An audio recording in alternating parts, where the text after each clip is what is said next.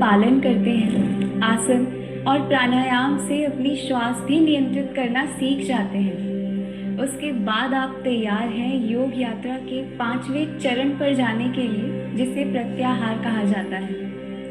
प्रत्याहार एक तरह से बहिरंग योग यानी यम नियम आसन प्राणायाम और अंतरंग योग यानी धारणा ध्यान और समाधि, जिसमें हमारी बुद्धि अहंकार और मन पर नियंत्रण शामिल है, इन दोनों के बीच की एक कड़ी है।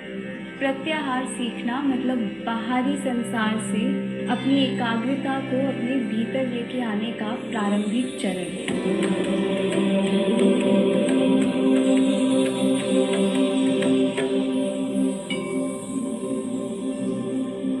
योग स्वयं को जानने का मार्ग है, ऐसा मार्ग जो आपको परम आनंद परमात्मा तक लेकर जाता है।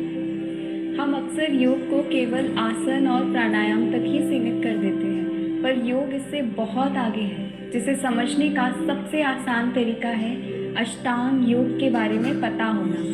इसी अष्टांग योग का 5वां अंग है प्रत्याहार। ये हमें सिखाता है कि दुनिया से जुड़े रहते हुए भी उससे कैसे अलग हुआ जाए।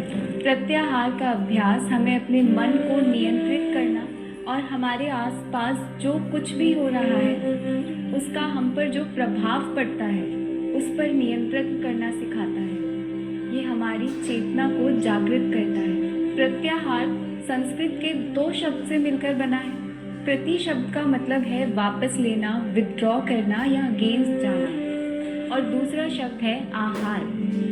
आहार शब्द का अर्थ केवल भोजन नहीं होता, इसका अर्थ है आपकी इंद्रियों का आहार भी, यानी आपकी आंखों का आहार है दृश्य, आपके कर्ण का आहार है ध्वनि, आपकी नासा का आहार है गंध। इन सब पर निग्रह और नियंत्रण करना। ये जो इंद्रियां चित्त को चंचल कर रही हैं, उन इंद्रियों का उनके विषयों से विपरीत उपरम यानी विथड्रॉ होना प्रत्याहार कहलाता है। आपकी इंद्रियां किस तरह का आहार लेती हैं, ये नियंत्रण में होना चाहिए। सामान्य जीवन में भी ये जरूरी है। आप कोई अच्छा वचन सुनेंगे तो आपका मन प्रसन्न रहेगा, वहीं आप अपशब्द सुनेंगे, बुरे वचन सुनेंगे या कठोर वचन सुनेंगे तो उनका सीधा प्रभाव आपके ऊपर होगा और मन विचलित होना स्वाभाविक है। वैसे ही आप किस तरह के दृश्य देखते हैं। आधुनिक समय में देखा जाए तो आप किस तरह की वीडियोस देखते हैं। ऐसा बहुत से लोगों के साथ होता है कि लगातार पूरा दिन केवल यूट्यूब, इंस्टाग्राम या तरह तरह के मनोरंजन के साधनों पर समय व्यर्थ कर देते हैं। ऐसा इसलिए क्योंकि हमें नियंत्रण ही नहीं है हमारी इंद्रियों पर।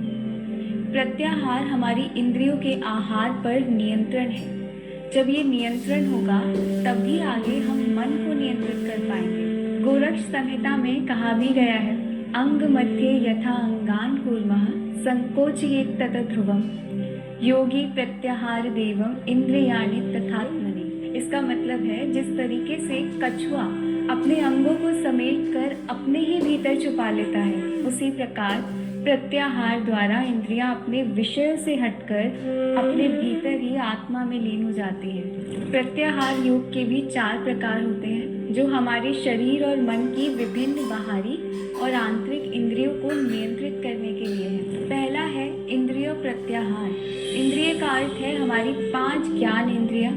ध्यान की स्थिति में जाने के लिए इन 5 इंद्रियों पर नियंत्रण होना आवश्यक है। इससे बाहरी दुनिया से अलग होने और ध्यान ठीक से कर पाने में मदद मिलती है। दूसरा है प्राण प्रत्याहार।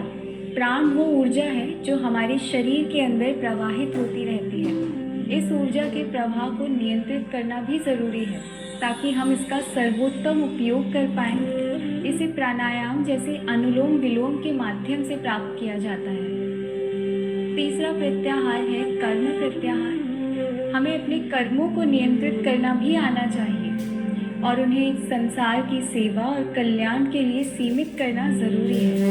चौथा प्रत्याहार है मनो प्रत्याहार।